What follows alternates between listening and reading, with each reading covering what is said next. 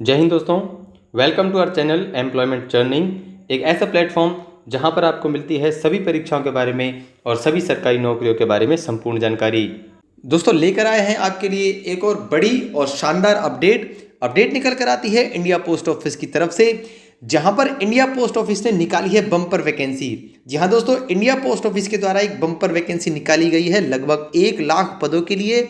जी हाँ दोस्तों, 1 लाख पदों के लिए बम्पर वैकेंसी निकाली है। तो आपके पास है एक सुनहरा मौका नौकरी पाने का। अगर आप 10th और 12th पास हैं तो यह नौकरी आपकी हो सकती है। तो चलिए दोस्तों, बात करते हैं इस नोटिफिकेशन के बारे में विस्तार से। आप बने रहिए हमारे साथ इस वीडियो में अंत तक। दोस्तों बात करेंगे सबसे पहले वैकेंसी डिटेल्स के बारे में।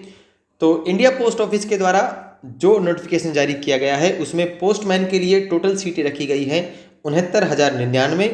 मल्टीटास्किंग स्टाफ के लिए सीटें फिक्स की गई हैं 37,539 और मेल गार्ड के लिए सीटें फिक्स की गई हैं 1,445। एज लिमिट्स के बारे में बात करें तो पोस्ट ऑफिस भर्ती 2022 के लिए आयु सीमा कम से कम तय की गई है 18 वर्ष और अधिकतम आयु सीमा तय की गई है 32 वर्ष। इसके अलावा अनुसूचित जाति और अनुसूचित जनजाति व अन्य पिछड़ा वर्ग के लिए सरकारी नियमों के अनुसार एज रिलैक्सेशन दिया जाएगा। बात करेंगे दोस्तों एप्लीकेशन फीस के बारे में। तो इस भर्ती में आवेदन करने के लिए सामान्य ओबीसी के वर्ग के लिए फीस रखी गई है 100 रुपये। इसके अलावा अनुसूचित जाति और अनुसूचित जनजाति के लिए किसी प्रकार का आवेदन नहीं रखा गया है। एजुकेशन क्वालिफिकेशंस को लेकर बात करें तो पोस्टमैन के लिए अगर आप अप्लाई करना चाहते हैं तो आपको 10th या फिर 12th पास होना चाहिए।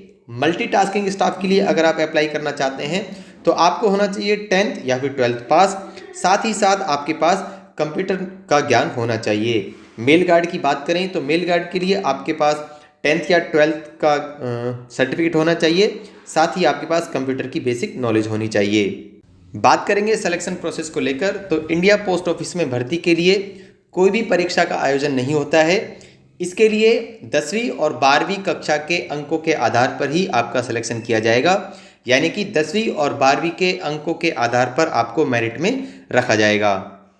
दोस्तों बात करेंगे हमारे ऑफिशियल नोटिफिकेशन के बारे में। तो ये आप देख सकते हैं, यह है हमारा official notification. Government of India, ministry of communications, department of ports की तरफ से नोटिफिकेशन जारी हुआ है। डाक भवन, संसद मार्ग, न्यू दिल्ली की तरफ से। यहाँ पर आप देख सकते हैं to all the heads of circles, यानी कि जितने भी सर्किल्स हैं सभी सर्किल्स के लिए नोटिफिकेशन जारी हुआ है।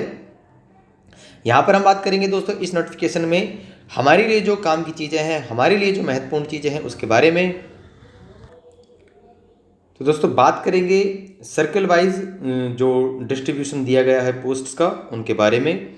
तो ये आप देख सकते हैं postman, mail guard and multitasking staff के लिए ये वैकेंसीज निर्धारित की गई हैं। एपी सर्किल यानी कि आंध्र प्रदेश सर्किल में पोस्टमैन की टोटल सीटें हैं 2,289। मेल गार्ड के लिए 108 सीटें हैं और एमटीएस के लिए 1,166 सीटें हैं आंध्र प्रदेश सर्किल में।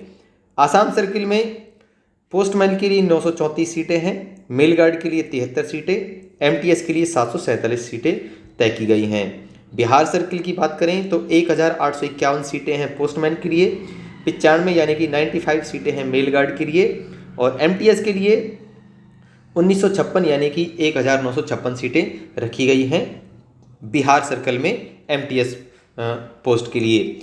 छत्तीसगढ़ सर्कल की बात करें तो दोस्तों 613 सीटें रखी गई हैं पोस्टमैन के लिए, 16 सीटें रखी गई हैं मेल गार्ड के लिए और 346 सीटें एमटीएस यानी कि मल्टीटास्किंग स्टाफ के लिए देखने को मिल जाती हैं। बात करेंगे दोस्तों दिल्ली सर्कल के अंदर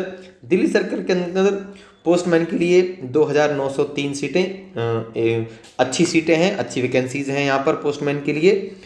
मेल गार्ड के लिए बहुत ही कम सीटें यानी कि 20 और अगेन मल्टीटास्किंग स्टाफ के लिए 2,667 सीटें, बहुत ही अच्छी वैकेंसी है दिल्ली सर्कल को लेकर।